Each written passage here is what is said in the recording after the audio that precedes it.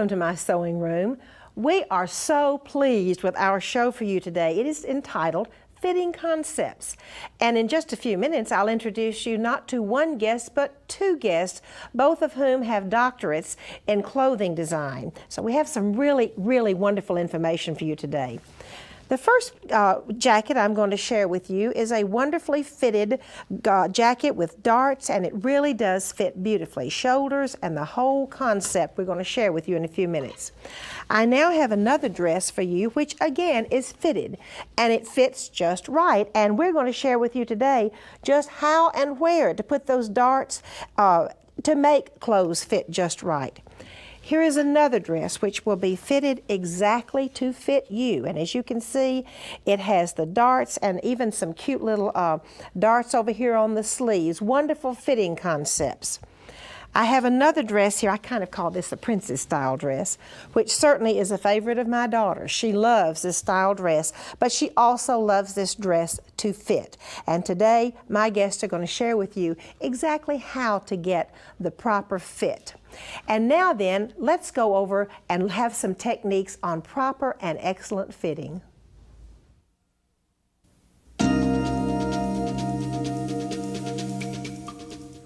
I am so thrilled to have as my guests today Dr. Dianne Tatara and Dr. Lisa Shanley, co-owners of Wild Ginger Software, and you just wait until you see the magic they have for you. Lisa, I'm going to turn it over to you. Thank you, Martha.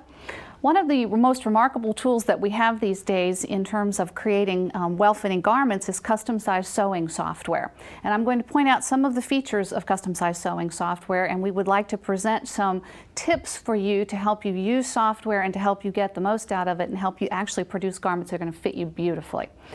One of the most critical aspects of custom-sized sewing software is taking an accurate set of measurements. And we've got a screen right here that gives you an idea of what some of those measurements look like. You can see that we've got a bodice, the skirt pant, the sleeve, and then dresses and jumpsuits right here. The key is taking those measurements most accurately. What you also want to remember is that you don't want to have to take too many measurements, because the more measurements that you have to take, the greater the chance for error. So you want your custom-sized sewing software to take just those measurements that you can actually take easiest and most accurately. Once you've gotten an excellent set of measurements, the next criteria is all of the style choices that you've got on the screen. And you can see all of the necklines and the wonderful darts and the yokes. And then one of the concepts that we would like to talk with you most about today is ease and how that affects the way that your garments are going to fit you.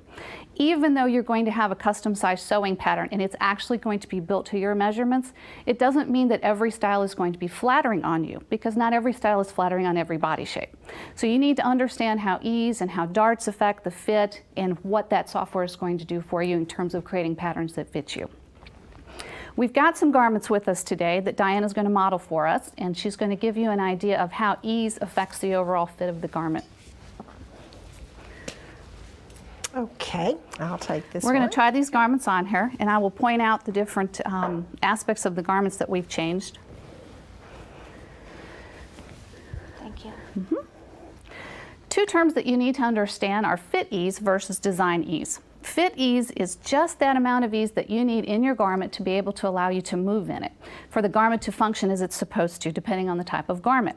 We've made some jackets for you today. This particular jacket has no ease whatsoever in it. It's going to be made exactly to your body measurements. It's going to be extremely tight. You're not going to be able to move in it as you should be able to move in it. Your armhole movement is going to be restricted. Move your arms that way. It's going to gape at the bust line. And if it's a jacket, it's not going to be able to be worn comfortably over other garments. That's not the way that the garment is going to function. So you're going to have ease in your garments in order to make them function properly. And the next one. The next one. Isn't it wonderful to unbutton buttons? Okay. The next jacket that we've created has what we call very close fit. This is 3 inches of ease at the bust line, 2 inches of ease at the waist, and 3 inches of ease at the hip line. Typically, this amount of ease would be suitable for a lightweight jacket in a lightweight fabric. It's going to tend to create a style that's more formal, something that you would wear in a formal setting, not skiing down slopes. It's just going to be just enough for you to be able to move around comfortably to accomplish your tasks for the day. And as you can see, it fits wonderfully. It's much more flattering to have some ease in it because it's not hugging your body so tightly. Your arms are able to move, the darts fall exactly where they're supposed to be, got a nice little nipped in waist, and it does exactly what it's supposed to do. And that's very close fit. The next one will be, you know what, I want to comment while Diane's taking that jacket off. The outfit you made for me, I absolutely love. It is a little closer fit than I usually wear. Right. And I've never had pants that feel this wonderful in my life. Fantastic. I cannot tell you how nice it is to have pants that fit. Well, I'll tell you and easy to make. Okay, tell me the secret. The secret is that the better your garments fit. When all the parts are in the right place, like the neckline is where it's supposed to be, the armhole's where it's supposed to be, the darts are where they're supposed to be, you're going to be able to use less ease in your garments. So they're automatically going to be more form-fitting and more flattering on most body shapes. When all your parts are in the right place, because you've actually had a garment that's made to your measurements, it's going to fit you much better. Oh, it's just so nice. And you don't need all this looks nice ease too. to move it. That's a little bit different look, isn't it? It is different. The second term that I spoke about is design ease, and it's slightly different from fit ease in that it's additional fabric that's added to create a new style. And you can see now that the jacket is changing the way the style looks. It's beginning to drop off the shoulder some. You've got a larger armhole than you had before. The sleeve cap actually becomes flatter, and so you're beginning to create an actual gusset underneath the arm in order to be able to raise your arm much more comfortably. And as you can see, it's a little larger around, and so it becomes a little more casual style.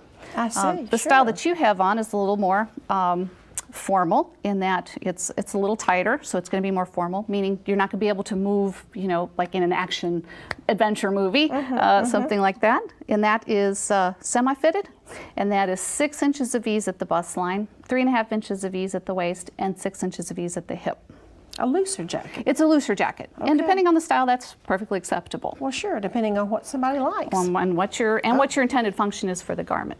Absolutely. Okay. And then the last one that we have is very loose fit. This is 8 inches of ease at the bust line, 4.5 inches of ease at the waist, and 8 inches at the hip line. This level of ease would be much more suitable for heavier fabrics, bulkier fabrics, ski parkas, for instance, polar fleece, very casual. You can see now that the armhole has actually dropped off the shoulder significantly. You've got much more freedom of movement because this gusset is now forming under the arm, and you've got a lot more room around the garment. So it's going to go over even thicker garments underneath it. And you can see now that the design really has changed. It does not look like the same style that we started out with. I love it. And all we did was change the ease. Change your measurements on your change the ease level. The measurements have actually not changed. Oh, measurements don't change. Exactly. That's right. Just change the ease. Exactly. A totally different style garment. Totally different style garment. All from one pattern. Putting in one pattern. Right. Okay. Exactly. All right. Well, I really do appreciate your insight into this, and I think I can certainly see how this changes the style, the ease, the fit, and I'm excited about that. But they still all fit you, Diane. That's they still fit. They all still fit. Exactly. I'm excited, and I think you are too. Now, you know what? Lisa and Diane have one more exciting technique to share with you.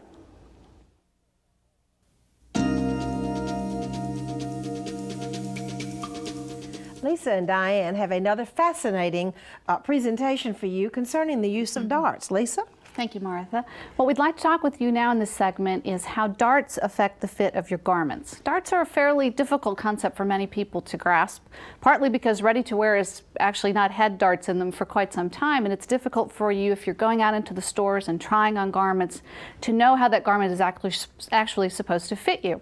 There are several different ways that darts can be incorporated into garments, and we're going to point out some of those ways, try some garments on Diane, and give you an idea of how darts really do affect the way your garments look and hang, and how they can really be used to make your garments much more flattering on you. We've got some examples on the board here. The first that you see is a side and waist dart combination. There's a side bust dart here and there's darts at the waist. This is going to give you the most fitted look for this particular garment because it's going to control the fabric in all of these different areas. Another more beautiful dart is the French dart, and it does the same thing as the side bust dart, but it actually puts the dart in a slightly different location. Many people often think that the French dart is more flattering because it's a little less noticeable than the side bust dart might be. Another very flattering line on most people, women, is the shoulder princess line. What's happened here is that this dart amount has actually been moved into the shoulder, and the garment, the pattern pieces have been split down the center, and so that gives you this really nice vertical line that helps to divide up the size of your body, and it's going to be much more flattering on most women. The other style that we have is the arm's eye princess style. And instead of putting the dart in the shoulder line, it actually goes in through the armhole. And what that does also is to help give a vertical line down the length of the body, which helps to divide up the circumference of the body and make garments that are much more flattering on you. However, these darts have to be done correctly in order to actually fit you. Sometimes you'll see patterns, particularly in ready-to-wear, that have style lines incorporated where the darts, there actually is no dart that's been put into it. It's just been split down the middle and it's actually not fitted. You can actually see here that once this is sewn, that garment is going to be shaped to your actual dimensions. We're going to go ahead now and try some garments on Dianne and let you see how the different darts affect the fit of the garment. I think this will be very eye-opening for many of you. Well, it certainly has been for me. Right? I have just loved. Okay, now what is this one? This first one that we have is a no darts at all. And I think you're going to see particularly that this garment does not fit and does not hang well. You can see here that what's happening is that a dart is trying to form. Okay. If we actually pinch that up, we would have the dart that would be in the side bust line. And if you pinch this up, you would see that the darts are trying to form in the waistline. What's happening also is that you have an armhole that becomes extremely large, and so you have very restricted freedom of movement, and you have a style that's not particularly flattering to anyone. The back is still going to look correct because there's no bust line to go over. And what your viewers need to realize is that if you are a C cup or larger, you need darts. Darts have to be used in order to shape a two-dimensional fabric to a three-dimensional body. And too many women, because ready-to-wear has not used darts typically, don't put darts in their garments when they sew them, and they're not happy with the fit, even though the garment is actually from custom-sized sewing patterns or from a commercial pattern that you've altered. If it doesn't have darts in it and you have a C cup or larger, it's still not going to fit you properly. Okay. You're going to see the difference in this garment. Oh, my goodness. It's absolutely unbelievable.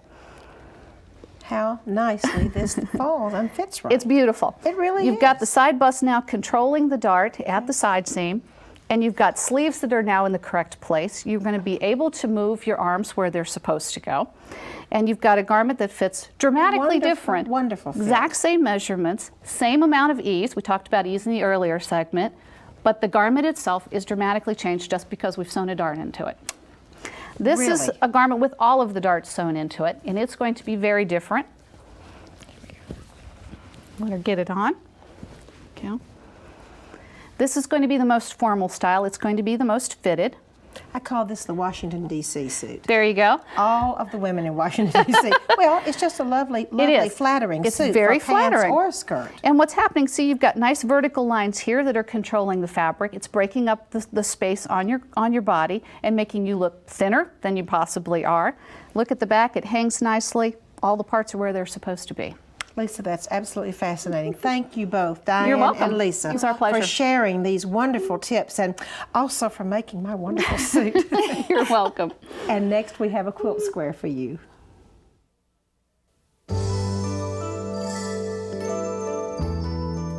I think this heirloom quilt is one of the most beautiful quilts I've ever seen in my whole life. And it's so pretty with its blues and greens and ecru's that we called it the Blue Danube quilt. It just kind of felt like a waltz to me. The square I would like to talk about today is this very bottom square, and it has a wonderful technique right in the middle called lace cathedral windows.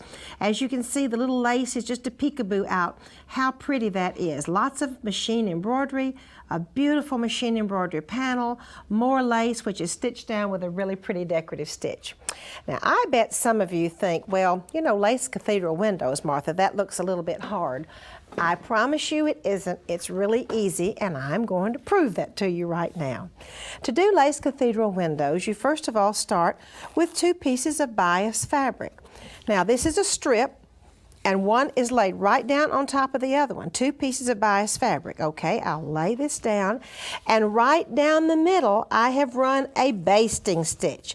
Now, only a basting stitch, and I'm going to show you why. After I run the basting stitch to attach the 2, I will then fold it this way, so when I pull it apart, I can see that eventually there's going to have to be something else in behind there because that basting stitch is going to come out. Okay, after I fold it this way, then I'm going to take a piece of lace and put it right over that basting stitch. Right here, I'm going to show you what happens to that piece of lace over the basting stitch. It looks as if I have sewn it through the 2 layers. No, that's not the case. As you can see, I've only sewn it through 1 layer on one side. Then I open up the other side and zigzag it to the other side. Now, actually, this is the back of the piece. In a minute, I'm just going to turn this right over. Okay. Let's go to the next stage. After I have sewn the lace on, I have to put some more strips because this one little strip certainly does not look like a quilt square, so I have to make it bigger, okay? I'm going to put right sides to right sides. I'm going to stitch 1 more piece on both sides and make it a little bit wider. Then, as you can see, I have stitched the pieces on to make it wider, and I'm going to mark. I believe these marks are 2 inches apart, but they don't have to be 2 inches. It can be depending on the width of your lace. But you see, I have marked every 2 inches, and these little lines right here. In just a second, I'm going to bar tack right over those little lines I have marked. On this piece, you will see the bar tacks right here and right here and right here.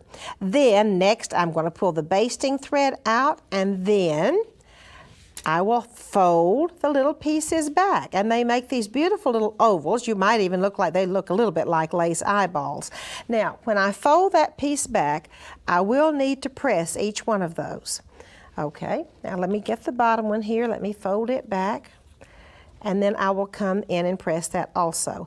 Now, it's easier to sew these if I sew top swinging around. This is straight stitching. Come around, come down, and come around with a straight stitch. And then I'll go to this side and do the same thing. That is just simply a straight stitch. I'm ready to sew here. Let's go all the way around the outside. Here we go. And I'm going to go right over to the other side. Sew on the outside. And ladies, and if there are any gentlemen out there watching too, that is absolutely all there is to making the beautiful cathedral lace windows. And then you do your decorative stitching, whatever you would like to, in the middle of your panels. And next, I have a home decorating project for you.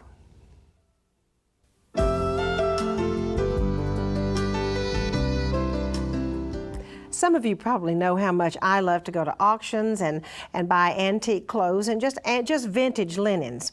Well, I was at an auction and there was this big black garbage bag full of tablecloths, and I kind of looked through it pretty quickly, but not really worried if it had a big stain on it because I know how to make some other things out of tablecloths which have stains. Okay, when I opened it up, I had this beautiful lavender tablecloth, and sure enough, there's this big, huge stain which no matter how much I washed it or worked on it, it won't come out. But that's not a worry to me because I'm going to make wonderful tea towels. Do you see all this wonderful, wonderful fabric I have here? I can make tea towels, I can make napkins. It doesn't matter that I had a stain and I won't be able to use it as a tablecloth.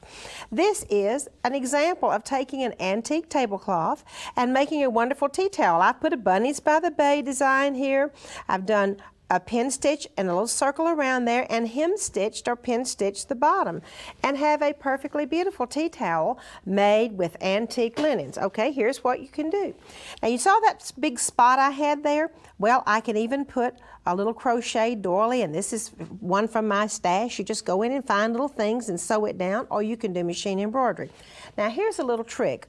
When you're going to try to do a pin stitch through a really heavy fabric, it really sometimes makes it easier if you simply go along and with your erasable pen, if you'll simply go along, put it exactly along your hemline and go ahead and make the marks right along here. It's just a lot easier to pin stitch and know where you're going when you can't see through it. Okay, now then you also are going to need to come in, of course, and press. I'm going to need to press my hem in so it'll be easy to handle, and I'm going to do a machine pin stitch. Let me slip it right over here. And I certainly do not want to sew over those pins. We know that's not any good. Okay, I'm going to do just a wing needle. And by the way, I like a big wing needle when I'm working through a damask fabric like this, because you really do want your needles to show. And when you're working with a heavy fabric, it's just a lot easier. And you see how much easier it is for me to do my pin stitch because I drew the line on there to mark the hem, because it's kind of hard to see through this heavy damask exactly where that hem is. See that pretty pin stitch made with a big wing needle so I can really see the stitching? And what we've done, we've taken this antique tablecloth and made it into something wonderful. Won't you come along to my attic with me?